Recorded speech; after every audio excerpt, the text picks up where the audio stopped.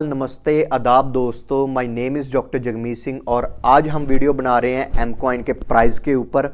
Because बड़े दोस्तों की क्वेरी रहती है कि ब्रदर एम कॉइन का प्राइस नीचे क्यों आया, एम कॉइन का प्राइस ऊपर क्यों जाएगा, कब जाएगा।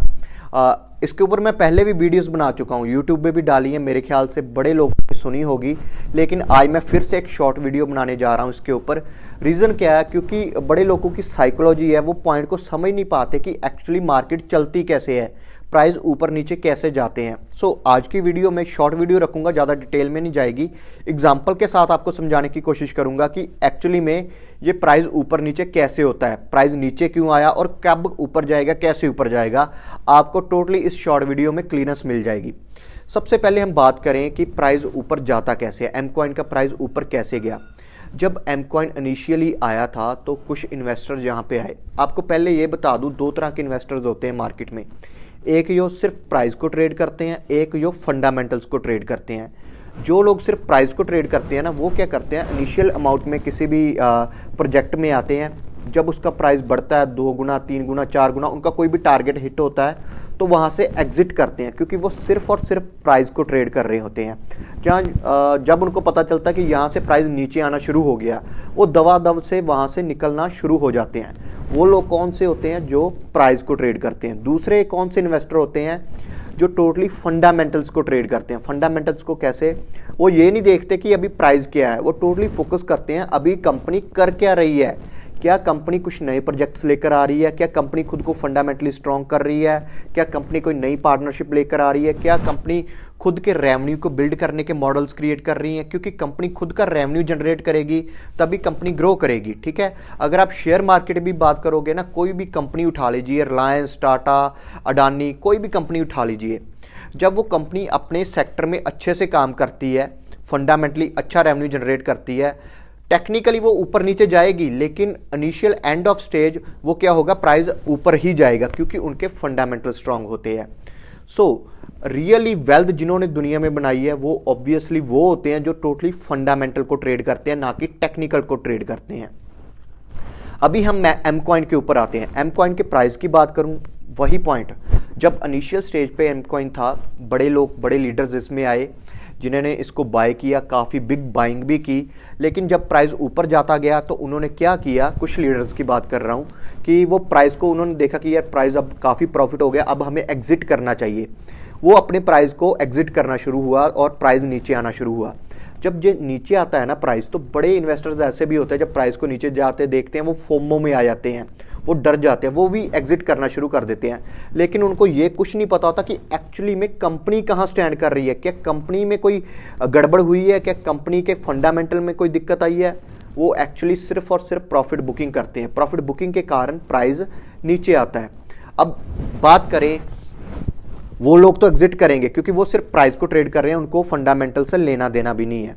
अब जो दूसरे फंडामेंटल ट्रेडर होते हैं ना, वो उनका कंसेप्ट क्या होता है, फंडामेंटल ट्रेडर होता है जो ऊपर की बाइंग, फॉर एग्जांपल किसी ने ऊपर $1.5 पे $2 पे बाई किया।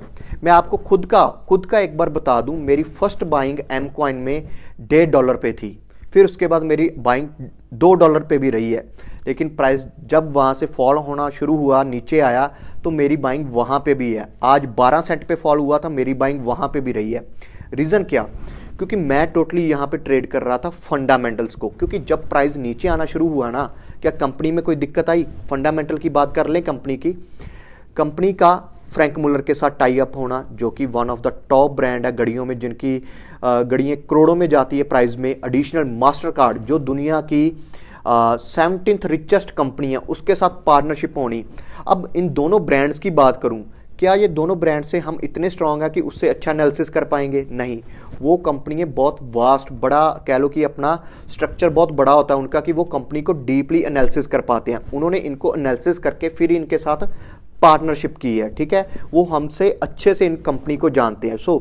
अगर वो कंपनी इनके साथ उस टाइम पे प्राइस पार्टनरशिप कर रही है जब प्राइस नीचे आ रहा है, तो मुझे क्यों दिक्कत होगी। मैं तो खुद उसके ऊपर फोकस करूंगा ना, कि फंडामेंटली एक्चुअली कंपनी क्या कर रही है।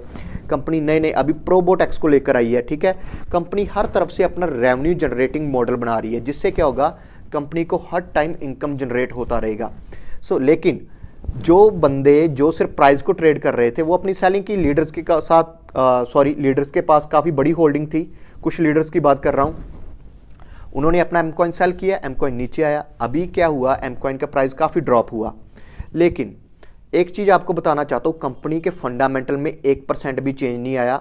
नेगेटिव साइड पे बात करूँ, लेकिन पॉजिटिव साइड पे कंपनी का फंडामेंटली काफ़ी ज़्यादा स्ट्रांग हो चुकी है। सो क्या होता है कि जब कंपनी का प्राइस नीचे आता है, वो एक अपॉर्चुनिटी बन के आता है। फॉर एग्जांपल एक और चीज़ बताता हूँ, अगर आपको कोई चीज़ सिंपली 200 रुपये पे पसंद आ रही है, ठीक है, जब उसका प्राइस कम हो जाता है, मुझे ये नहीं समझ आती कि लोगों को वो चीज़ बुरी क्यों लगनी शुरू हो जाती है।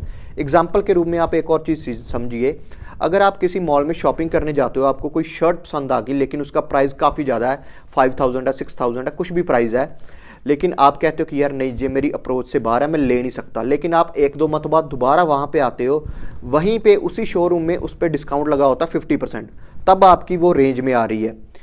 क्या आप तब बाई करोगे कि नहीं करोगे? क्योंकि फंडामेंटली तो उसमें कोई चेंज नहीं आया, लेकिन अब आपको डिस्काउंट पे मिल रही है। सो सिंपली वो एक अपॉर्चुनिटी होती है, जब कोई चीज़ सस्ती हो जाए ना, वो एक बाइंग अपॉर्चुनिटी देती है आपको ना। ये एक चीज़ एग्जांपल के साथ समझाता हूँ मैं। यहाँ पे ना मैं स्क्रीन रिकॉर्डर ऑन करता हूँ, क्योंकि यहाँ से आपको बहुत अच्छे से क्लियरेंस मिलेगी। ओके, मैं यहाँ पे एक अमेज़ॉन कंपनी की बात करूँ। कंपनीज बहुत हैं जिनके ऊपर हम बात कर सकते हैं, लेकिन आपको क्लियरेंस देना चाहता हूँ कि एक्चुअली में क्या होता है। अमेज़ॉन कंपनी की बात करें ना, दुनिया की 3rd 4th रिचेस्ट कंपनी है जिसके पास इतना ज़्यादा पैसा है। ये मैंने अमेज़ॉन कंपनी का मंथली चार्ट खोला है, यहाँ पे मंथली टाइम फ्रेम की कैंडलस्टिक्स है। इसकी हिस्ट्री आप देखिए, ये इस कंपनी का प्राइस कहाँ से शुरू हुआ। इस कंपनी का प्राइस शुरू हुआ लगभग 0.06 सेंट से, ठीक है। कितना ऊपर गया, कंपनी की रैली देख लीजिए। कंपनी का प्राइस गया लगभग $5.6 तक ऊपर गया, ठीक है। $5.5 समझ लीजिए, $5.5 तक ऊपर गया। लेकिन $5.5 के बाद कंपनी का फॉल कितना आया। जब उसमें फॉल आया ना, प्राइस कितना फॉल हुआ, हमें यह देखना है एक बार। उसके प्राइस की तरफ अगर मैं फोकस करूं, तो अपने ऑल टाइम हाई से उसका प्राइस ऑलमोस्ट फॉल हुआ 95% के करीब, ऑलमोस्ट 95%। एग्जाम्पल के रूप में किसी ने 1 लाख रुपया लगाया इस कंपनी में, उसका सिर्फ और सिर्फ 5000 रुपीज़ रह गया।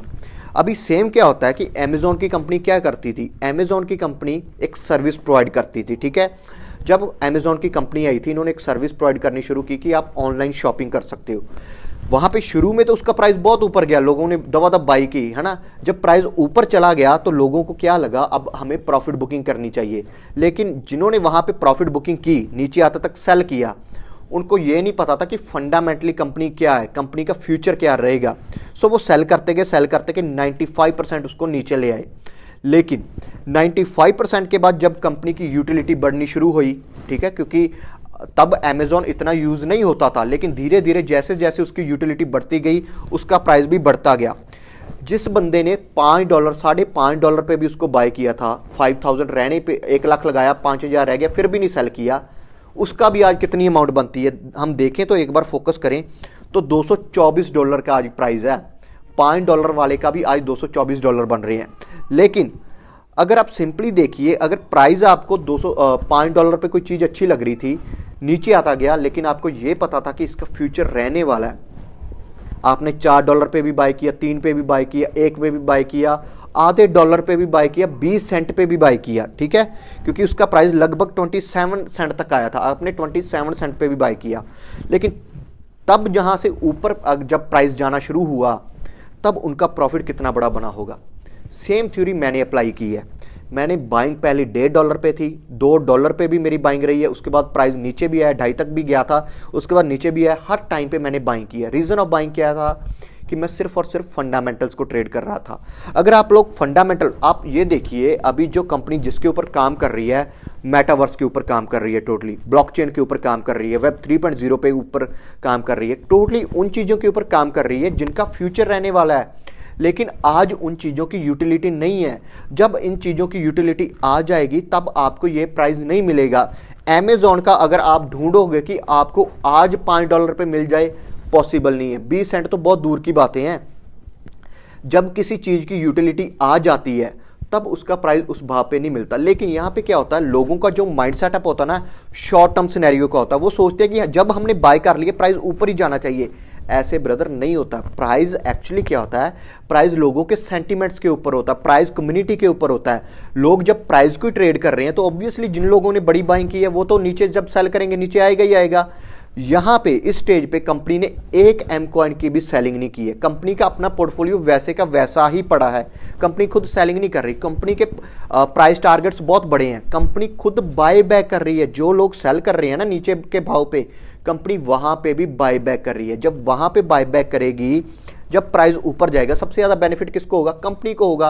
लेकिन जो इन्वेस्टर इस प्राइस पे भी सेल कर रहे हैं, मुझे नहीं पता वो कौन से प्राइस को ट्रेड कर रहे हैं, शायद उनको यहाँ पे 1x 2x 3x प्रॉफिट बन रहा होगा इसलिए सेल कर रहे होंगे। मींस कि वो लॉन्ग टर्म का विजन लेकर नहीं चल रहे, वो सिर्फ शॉर्ट टर्म के प्रॉफिट के लिए ट्रेड कर रहे हैं।